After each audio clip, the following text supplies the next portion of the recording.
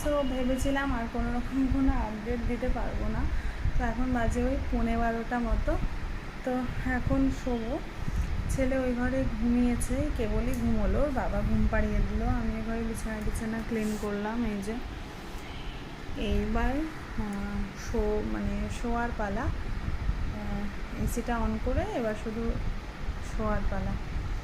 তো শরীর আর দেয় না, দিন শেষে মনে হয় যেন অনেক ক্লান্ত হয়ে গেছে, কিন্তু সেরকম কিছুই কাজের চাপ নেই, তাও যতটুকুই আছে সেটুকুই করতে হিমশিম খায়।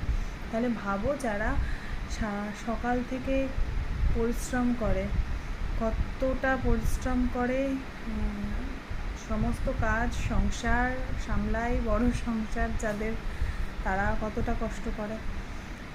অনেক অনেক লোকের সংসার, মানে জয়েন্ট ফ্যামিলি যারা, তারা কতটা কষ্ট করে সত্যি আজকে বুঝতে পারছি।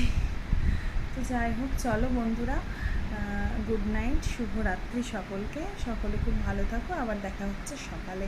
চলো, টাটা।